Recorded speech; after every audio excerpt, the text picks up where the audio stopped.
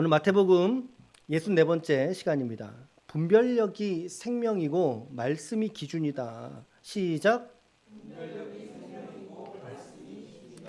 자, 말씀을 좀 펼쳐 보셔요. 마태복음 22장과 23, 1장, 2장, 3장 펼칠 수 있는 분은 펼쳐서 보시고요. 매일 성경으로 보셔도 괜찮고요. 우리 주일날 말씀 전할 때 한 주간 말씀 정리해 드리잖아요. 그러니까 펼쳐서 보시면서 들으시면 좋겠다는 얘기입니다. 자, 우리가 지난 주간에는 22장 마태복음 그리고 23장 이렇게 묵상을 했어요. 특히나 21장과 2장 같은 본문에서는 예수님이 종교 지도자들하고 논쟁을 계속 벌이시잖아요. 참 이렇게 보면 섹타가 다양하게 왔었죠. 장로들, 또 유대인들, 바리새인들, 그리고 사두개인들까지 예수님과 논쟁을 벌이는 거예요. 그러니까 모든 이스라엘의 종교 지도자들의 섹터들과 함께 예수님이 논쟁을 벌이신 장면인 거죠. 어떤 주제들이 있었는지 기억이 나시나요? 권위 논쟁 같은 거, 너의 가르치는 권세가 어디로부터냐라고 하는 거, 세금 논쟁, 지난주 주일날 우리가 보셨던 얘기네요. 지난주에 보셨던 거 그 데나리온 기억나세요? 동전 모양 기억나셔요? 예수님 뭐라고 말씀하셨죠? 누구한테 바쳐야 됩니까? 뭐라고 말씀하셨죠? 또 이거는 기억나시죠? 가이사의 것은 가이사에게, 하나님의 것은 하나님에게. 그렇죠? 지난 주간에 지금 또 얘기를 하려고 하니까 갑자기 생각이 났네요. 지난 주간에 안전벨트 제가 잘했어요. 그래서 지금 그게 생각난 거예요. 아침에 올 때 안 했어요. 왜냐면 제 자녀들하고 같이 왔는데 참 어렵네요. 목회하기가 참 어려워요. 그렇죠? 지난 한 주간 그래서 준법 정신에 관한 말씀을 드렸잖아요. 그래서 이제 제가 안전벨트 잘 하겠다고 여러분 그러니까 90% 이상 잘 했어요. 허다한 증인들이 제 주변에 있어요, 진짜. 그래서 잘 했는데 말하려 치니까 오늘 아침에 올 때는 안 했다가 아니라 못했어요. 생각을 아예 못했으니까. 자, 이런 습관이 중요한 것 같아요. 가이사의 것은 가이사에게, 하나님의 것은 하나님에게. 정말 명쾌한 답변이지 않습니까? 그리고 이제 부활 논쟁이었었어요. 부활 논쟁. 특히나 부활 논쟁의 이 주제를 이야기한 사람이 부활이 없다라고 믿는 사두개인들이 얘기를 했단 말이죠. 그러니까 더 정략적인 거죠. 숨은 동기가 있기 때문에 사두개인들이 자기들이 없다 말하는 것을 주장하기 위하여 예수님에게 도전하는 거 아닙니까? 7명의 남편을 뒀단 말이에요. 7명의 남편을. 근데 그 여인이 너 죽었는데 부활할 때가 되면 그 여인이 1번부터 7번까지의 누구의 남편으로 부활하겠느냐라고 하는 질문. 여러분들도 그런 거 궁금하지 않으셨어요? 궁금할 수 있죠, 우리가. 여러분, 부활 때에는요, 가족관계의 부활이 아니라는 사실을 잊지 마셔요. 가족관계의 부활이 아니라 예수님의 생명을 우리가 덧입었잖아요. 그래서 우리는 주님의 신부로서의 부활인 거예요. 주님의 신부. 저는 남자인데요. 그런 얘기가 아니란 얘기죠. 섹슈얼, 어떤 성의, 남성 여성의 부활이 아니라, 엄마 아빠 자녀의 부활이 아니라 하나님의 언약 백성으로서 신령한 몸을 입은 그리스도의 신부들로서 우리가 부활하게 되는 줄로 믿습니다. 그러므로 너희 사두개인들아, 너희 성경을 그렇게 읽었다고 했지만 너희가 성경을 뭐 했다? 그렇죠, 오해하였도다라고 얘기하셨다는 거예요. 예수님께서 오해했다. 대부분들의 이단들이요, 성경을 오해해서 생긴 겁니다. 그렇죠? 바르게 성경을 이해하면 해서는 결코 이단으로 나아갈 수가 없어요. 그리고 이제 마지막 논쟁이 계명 논쟁이었어요. 바리새인 중에 하나가 찾아왔지요. 주님, 어떤 계명이 제일 큰 계명입니까? 라고 물었어요. 주님이 뭐라고 말씀하셨나요? 이건 우리가 읽어봐야 돼요. 22장 37절에서 40절까지 시작. 예수께서 이르시되 네 마음을 다하고 목숨을 다하고 뜻을 다하여 주 너의 하나님을 사랑하라 하셨으니 이것이 크고 첫째 되는 계명이요 둘째도 그와 같으니 네 이웃을 내 자신같이 사랑하라 하셨으니 이 두 계명이 온 율법과 선지자들의 강령이니라. 아멘. 아멘. 아멘. 자, 공식적인 논쟁, 4가지 논쟁은 이쯤으로 정리를 해두고요. 그리고 23장으로 넘어갔어요. 우리가 23장 또 펼쳐서 볼 수 있는 분 보셔요. 정말 유명한 본문이거든요. 23장이 뭐냐면 외식하는 서기관들과 바리새인들이 그대로 꾸짖으시는 거예요. 경고하시는 거죠. 그러면서 일명 화 있을진저 본문입니다. 예수님의 저주 본문이라고도 하는데 화 있을진저 무려 몇 번이나 언급했을까요? 네, 네 7번. 예, 네 번이 아니고 너무 담대하게 말씀하셔서 저도 순간 4번인가 그랬어요. 예, 7번이나 말씀하셨다는 말이 너에게 불행이 재난이 눈물이 있을 것이다.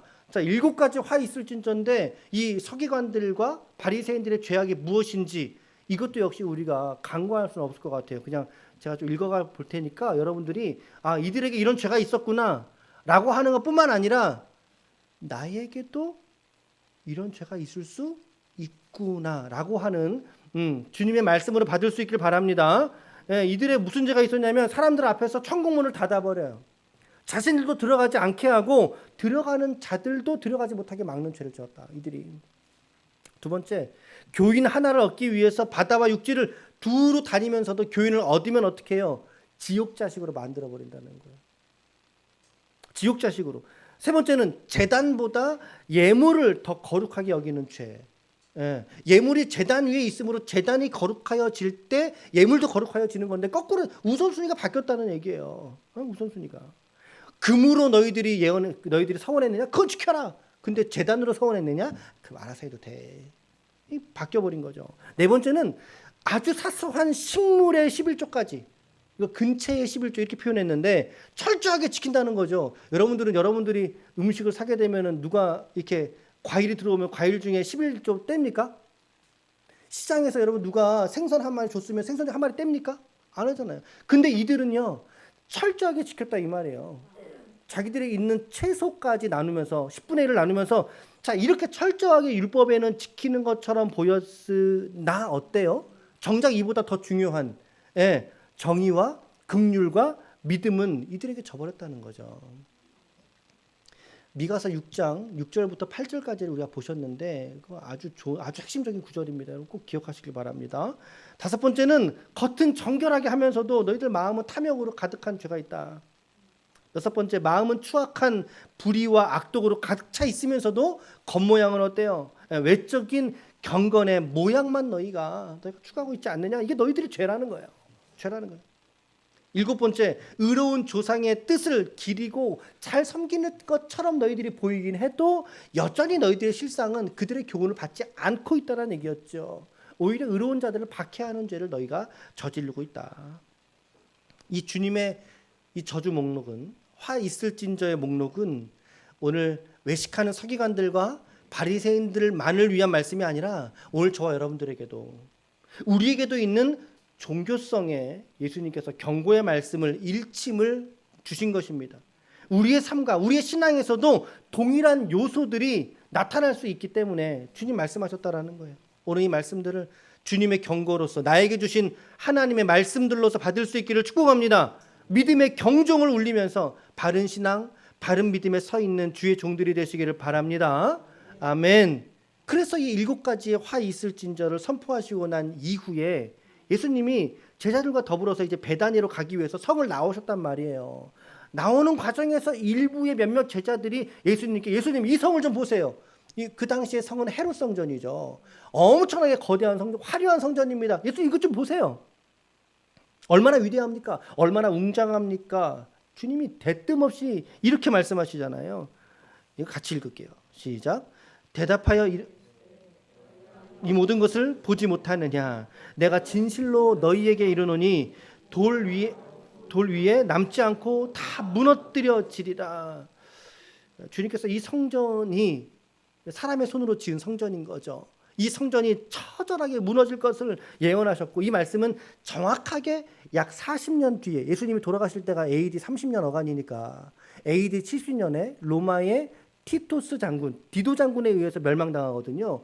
AD 40년 뒤에 정확하게 이 성전이 무너져 버리게 됩니다. 당시에 소문이 횡행하며 돌았어요. 저 성전의 벽돌 사이에 유대인들이 금을 숨겨뒀다 라고 하는 소문이 도니까 사람들이 어떻게 하겠어요? 그렇죠. 전부 다 벽돌과 벽돌을 다 깨는 거예요. 어떻게 돼요? 주님의 말씀처럼 벽돌 위에 벽돌이 남아있지 않을 정도의 완전한 이 성전이 무너져 버리게 되는 거죠. 주님의 말씀은 이와 같이 한 터럭도 흘린 바 없이 성취되고 이루시는 하나님의 말씀이신 줄로 믿습니다. 아멘. 아멘. 자, 24장 우리가 지금 잠깐 말씀드렸는데, 자, 전반부는 이처럼 성전이 무너질 것에 대한 예언을 하셨고요. 종말에 관한 이야기로 이제 오늘 본문은 넘어가고 있습니다. 토요일 본문이니까 금요일 저녁 본문에서부터 우리 오늘 또 내일까지도 마찬가지예요. 내일 새벽에 강사님 말씀 전하시는데 이제 23장을 마무리할 거거든요.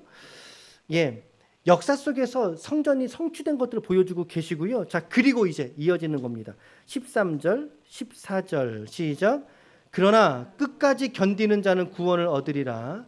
이 천국 복음이 모든 민족에게 증언되기 위하여 온 세상에 전파되리니 그때야 끝이 오리라.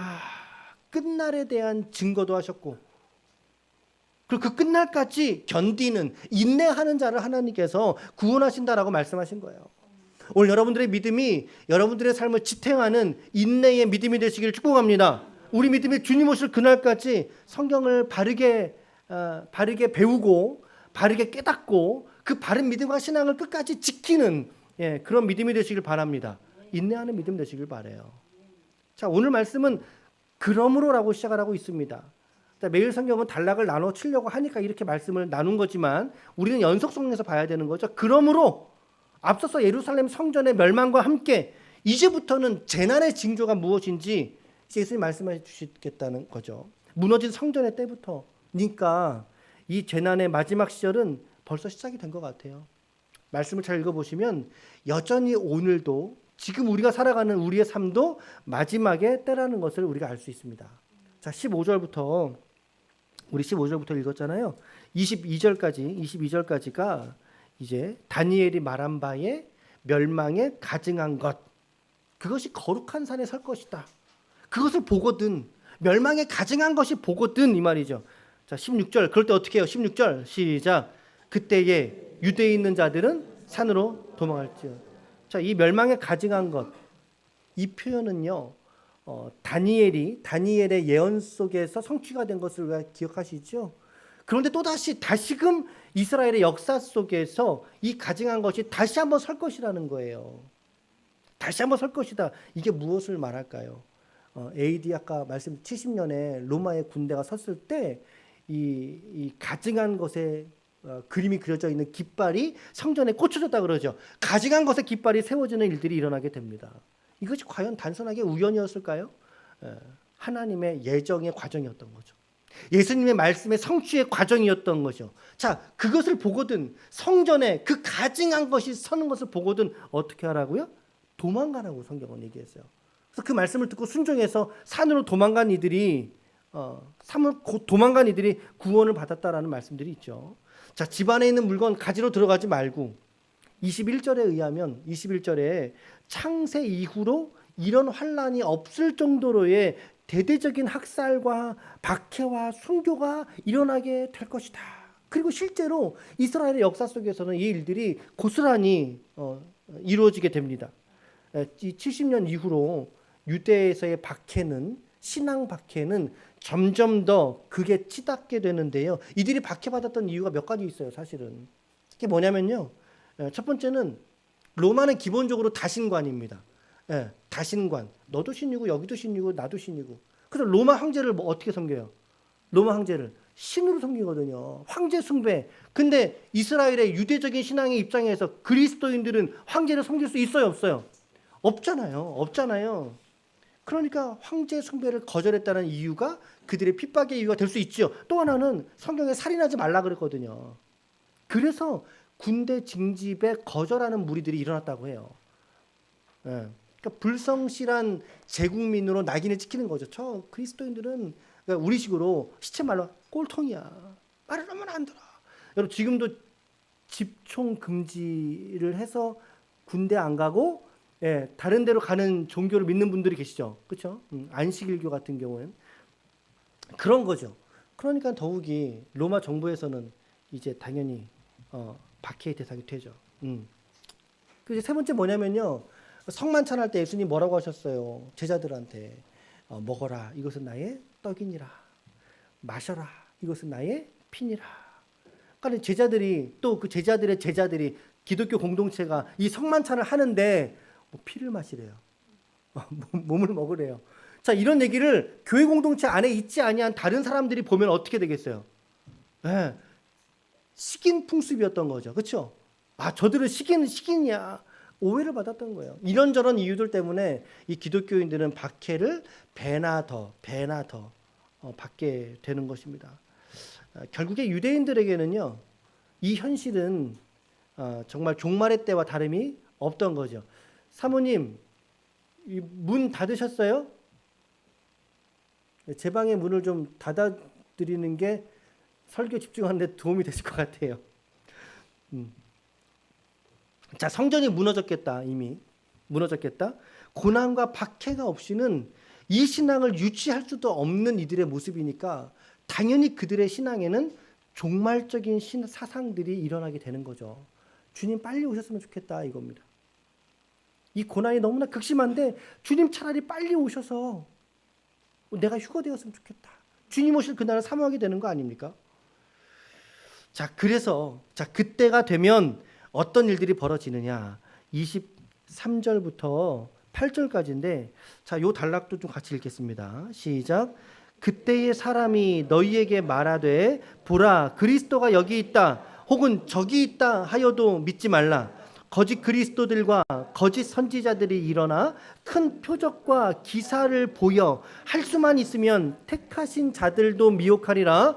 보라 내가 미리 말하였노라. 그러면 사람들이 너희에게 말하되 보라 그리스도가 광야에 있다 하여도 나가지 말고 보라 골방에 있다 하여도 믿지 말라. 번개가 동편에서 나서 서편까지 번쩍임같이 인자의 임함도 그러하리라. 죽음이 있는 곳에는 독수리들이 모일 것이니라. 여러분들은 이 구절을 읽으면서 어떤 느낌을 받으셨나요? 어떤 생각이 좀 드셨나요? 전반부 24장 5절에서 주님은 똑같은 말씀을 이렇게 말씀하셨습니다. 시작. 많은 사람이 내 이름으로 와서 이르되 나는 많은 사람을 영상 하나를 좀 보겠습니다.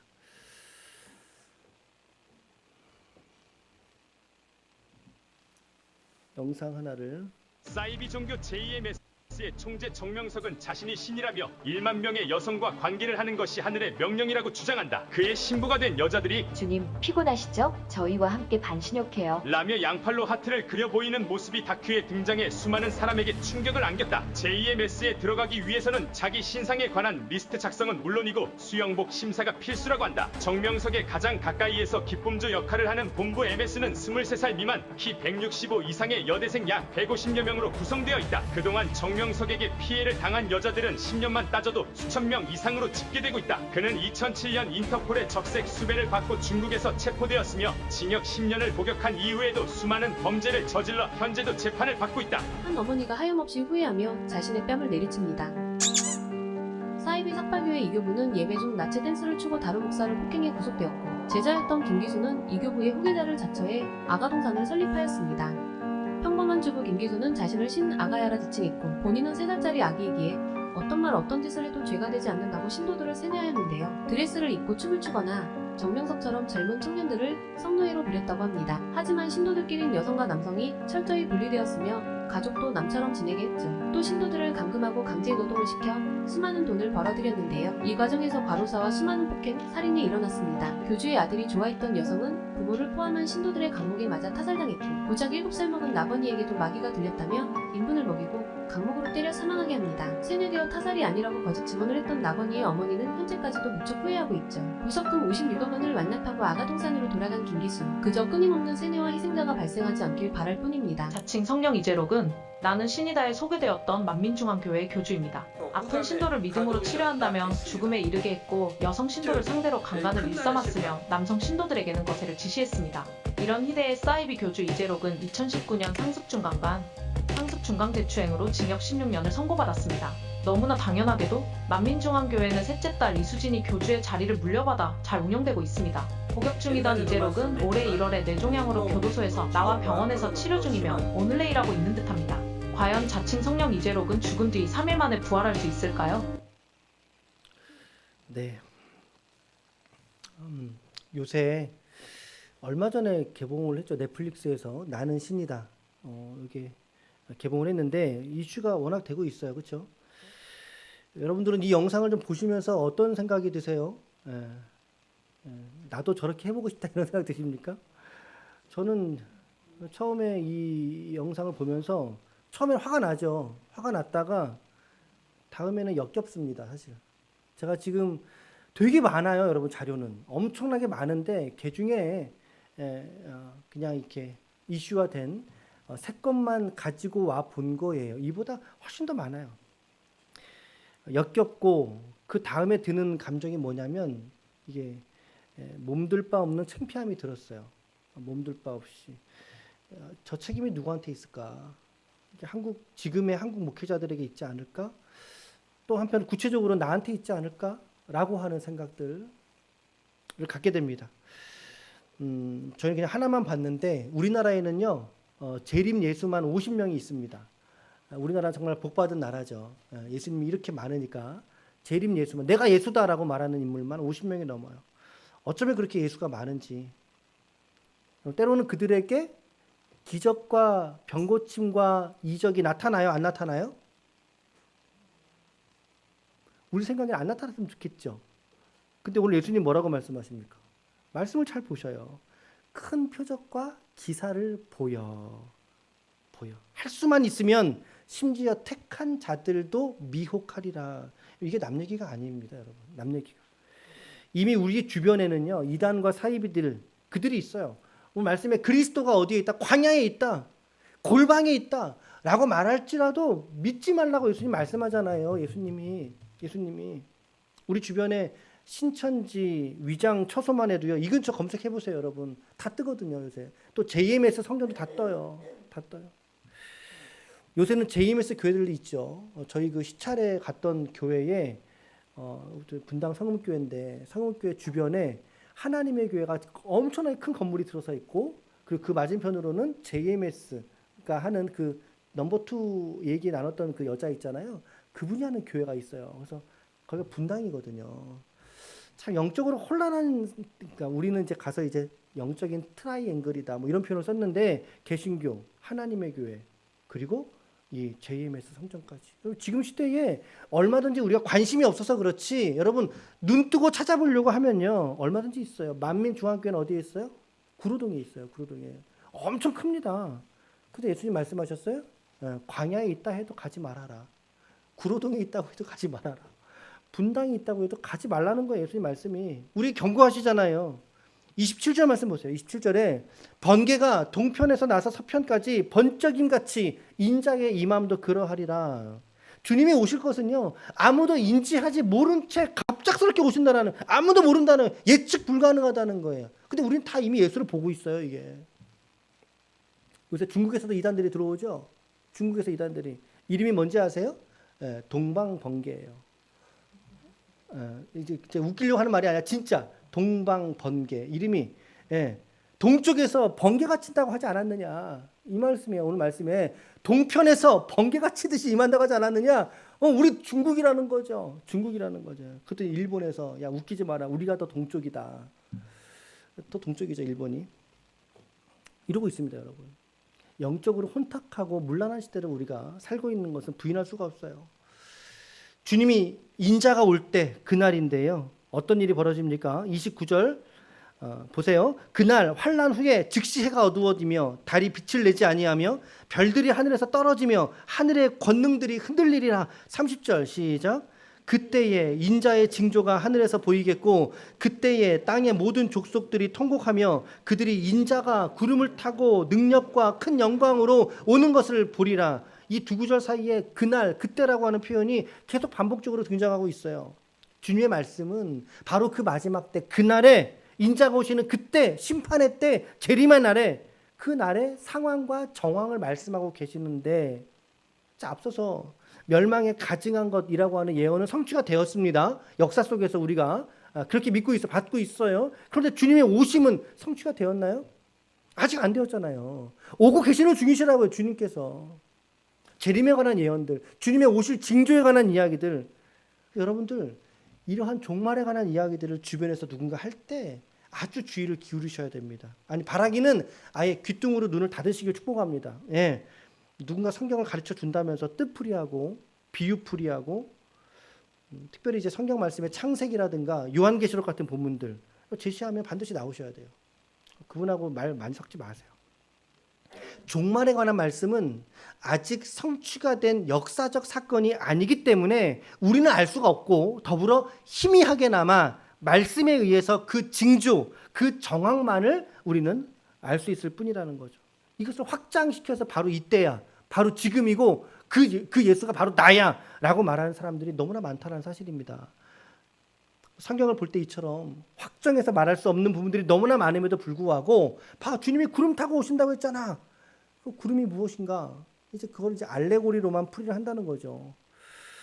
이 구름은 하나님의 영광의 수단입니다. 영광의 수단. 그리고 가시적 구름의 모양일 수도 있다라고 저는 봤거든요. 성경이 그렇게 말하니까.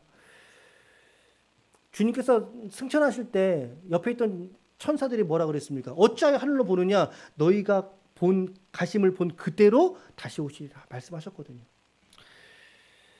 이제 어떤 집단들은 이제 이런 상징적인 구절들을 가져와서 얘기하죠. 너희 목사님들 이런 거 얘기 안 해주시?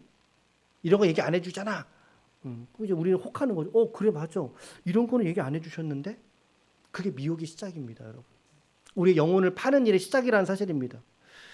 그래서 우리 오늘 매일 성경 본문에서도 성전 멸망에 관한 묵시적 묘사라고 표현됐어요. 묵시적 묘사라고 이야기를 했어요. 단정짓지 않고 우리의 마음에 경고로 받아서 주님 오심에 대한 때를 우리가 기다리며 사모할 수 있는 우리 모두가 되시길 바랍니다. 아멘. 그래서 마지막 단락에 이어지는 거 뭐죠? 무화과 나무의 비유를 말씀하셨어요. 예, 그래서 이 예우들이 보이면 깨달아라. 주님이 문 앞에 있음을 너희가 깨달아라. 오실 때가 멀지 않았다라고 말씀하셨다는 거죠. 하신다는 거죠. 자, 35절 마지막 절 시작. 천지는 없어질지언정 내 말은 없어지지 아니하리라. 아멘. 할 수 있으시면 여러분 금요일 저녁에 말씀도 한번 들으시면 좋을 것 같아요. 관련된 말씀이기 때문에 자, 오늘은 적용 두 가지만 하려고 합니다. 적용 두 가지만 하고 마치겠습니다. 첫 번째는 확실한 분별력이 생명이라는 사실입니다. 여러분 잊지 마십시오. 이 종말의 때를 사는 우리로서는 이 분별이 생명이에요. 분별력이 참된 진리를 분별하지 못하면 이미 수많은 노략군들에 의해서 여러분 차라리 타종교라면 그나마 덜 미혹돼요. 우리가 타종교라면 불교 아예 뭐 타종교라면 그런데 이 기독교 이단과 사이비들은요 이게 참 너무나 위험한 거예요. 전혀 다른 문제라는 거죠. 스스로가 예수라고 주장할 뿐만 아니라 그것을 성경을 통해서 주장하고 있으니 성경을 통해서 반박할 논리를 갖고 있지 못한 성도에게는 이게 당하는 거예요, 여러분. 그들 논리에 휘말려 들어가면 뭐죠? 분별이 있으셔야 된다는 거예요. 우리가 이 시대에 우리 영혼을 우리가 주의하여 신천지 강의를 들어보면요, 그들은 분명하게 대놓고 삼위일체를 부인하고 있습니다. 성령이 이만희가 돼야 되거든요. 이만희 씨가. 그래서 성령을 부인해요. 삼위일체를 부인해요. 그런데 오늘 나에게 삼위일체에 대한 신앙과 고백이 없이 그래? 라고 고개를 끄덕이면서 가다 보면 어떻게 되는 거예요? 신천지가 맞군요. 이렇게 되는 거예요. 신천지가 왜 더 위험한지 아셔요? 다른 이단들은요 자체적인 포교 활동을 해요. 포교 활동을 한다고요. 우리처럼 이렇게 나가서 전도지 돌리고 커피도 드리고 한다고요. 근데 신천지는요 아예 교회로 옮겨버린단 말이죠. 교회로 옮겨요. 산옮기기라 그래요. 산옮기기. 믿는 자들이 포교의 대상이에요. 그러니 더 위험한 거죠. 더 악랄한 것이고. 한국 기독교 교회 내 한국 교회 내에 있는 모든 기독교 목사님들을 전부 다 마귀라고 가르치고 있습니다. 잘못 가르치고 있다고 그들은 호도하고 있는 거죠. 이단들은 반드시 두 가지에 걸리게 돼 있습니다. 기독교 이단들 반드시 두 가지에. 첫 번째가 돈입니다. 첫 번째 돈. 돈 갖다 바쳐야 돼요. 두 번째는 스캔들입니다. 여기에 저 남자니까 괜찮다고요? 아니에요. 아까 아가동산 김기순 보셨잖아요. 젊은 남자가 목적이었어요. 거기는 또. JMS의 정명석, 만민중앙교회 이재록, 신천지의 이만희, 돌나라 한농 복구회 박명호. 좀 들어보지 못한 이름일 수도 있는데 통일교회 문선명도 마찬가지입니다. 한농 복구회는 창기 십자가의 교리를 통해서 너희들 나하고 성관계 해야 된다. 그리고 통일교는 뭐가 있었습니까? 피가름의 교리였죠. 선택받은 자의 피가 흘러가야 된다. 그래서 여성들의 성을 착취하는 거예요. 반드시 이 두 가지에 다 걸려 있게 돼 있어요, 여러분. 돈과 성. 오늘 저와 여러분들이 바르게 분별할 수 있기를 축복합니다. 제가 그 금요일 저녁에 제가 드렸던 제안이 이거예요. 그래서 건강한 신앙을 우리가 배워야 된다. 신앙을 배워야 된다. 배워야 산다는 말은 결코 틀린 말이 아니에요. 그죠? 그리고 우리가 바른 교리를 깨달아야 된다. 그 믿음을 끝까지 우리가 인내함으로 지켜야 된다라고 하는 적용을 금요일 날 말씀드렸던 것입니다. 자, 첫 번째는 분별이고요. 두 번째는 이겁니다. 시작. 표적과 기사가 아닌 주님의 말씀에 붙들려야 된다. 이거 정말 중요한 거예요. 오늘 말씀 주님이 직접 하신 말씀입니다. 24절 말씀에 거짓 그리스도들과 거짓 선지자들이 일어나 큰 표적과 기사를 보여 할 수만 있으면 택하신 자들도 미혹하리라. 무엇을 통해서 미혹해요? 표적과 기사를 통해서. 여러분 타종교 병 나올 수 있어요. 심지어 이단 사이비 안에서도 병 나올 수 있다고요. 그런데 그거 쫓아가다 보면 우리 영혼을 팔게 되는 것입니다. 오늘 주님 말씀하십니다. 표적과 기사를 따라가지 말아라. 주님의 말씀이에요. 쉬운 성경은 이 구절을 이렇게 얘기하고 있어요. 거짓 그리스도들과 거짓 예언자들이 일어나서 큰 증거를 내보일 것이고 기적을 일으킬 것이다. 그래서 사람들을 속일 것이다. 그리고 할 수만 있으면 선택하신 사람까지 속일 것이다. 큰 증거 그리고 기적을 보여낸다는 거예요. 사람들을 속인다는 거예요. 혹세무민이라 그러죠. 세상을 어지럽히우고 백성을 미혹하게 하여 속이는 일들이 신앙 안에서 벌어지는 일들이죠. 결국에 이 시대가 영적으로 이런 혼란의 시대로 치닫고 있는 모습을 우리는 오늘 분별할 줄 알아야 하는 것입니다. 예, 바로 이럴 때 우리는 무엇을 구해야 될까? 더욱 무엇을 구해야 될까? 35절 말씀 시작. 천지는 없어질지언정 내 말은 없어지지 아니하리라. 기적과 표적이 아니라 예수 그리스도의 참되신 말씀을 구하는 믿음이 되시길 바랍니다. 그럴 때 그 바른 말씀이 우리 신앙의 건강한 주춧돌이 되고 초대가 되는 거예요. 그래서 우리가 주님을 뭐라고 표현했습니까? 고백했습니까? 모퉁이 돌이 되신다. 머릿돌이 되신다. 요한복음 1장 1절 시작. 태초에 말씀이 계시니라. 이 말씀이 하나님과 함께 계셨으니 이 말씀은 곧 하나님이시라. 1장 14절 시작. 말씀이 육신이 되어 우리 가운데 거하심에 우리가 그의 영광을 보니 아버지의 독생자의 영광이요 은혜와 진리가 충만하더라. 그리스도의 말씀이 성도에게는 생명이고 진리이고 능력이 되는 것을 믿습니다. 주님의 말씀 안에 있을 때 오늘 우리는 내 영혼이 안전하다라고 우리는 고백할 수 있는 거예요. 그래서 여러분 성경 묵상 여러분 하셔야 돼요. 여러분 하셔야 돼요. 날마다 지금도 잘하고 계시지만 우리의 이 마음을 잃지 말자는 거죠. 오늘 두 가지로만 적용해봤습니다. 첫 번째, 확실한 분별력이 생명이다. 바른 분별을 위해서 우리가 성경을 바르게 배워야 되고 배운 말씀을 바르게 깨달아야 되고 깨달은 말씀을 우리가 지킬 줄 아는 지정의와 같은 요소죠. 그러니까 이 태도가 있어야 된다. 두 번째는 표적과 기사를 추구하는 것이 아니라 고요한 중에 주시는 그렇죠? 주님의 말씀을 붙들어야 된다. 성경을 붙들어야 된다 그 말입니다. 성경을 붙들어야 된다. 아무쪼록 우리 이 혼탁한 영적인 세대 속에서 부디 우리의 믿음을 바른 성경의 말씀 위에 올려놓으심으로 말미암아 이 세대를 온전히 건너갈 수 있고 또 믿음으로써 이 복음을 증거할 수 있는 저와 여러분들 우리 모두가 다 되시기를 예수님의 이름으로 간절히 축원합니다. 아멘. 아멘.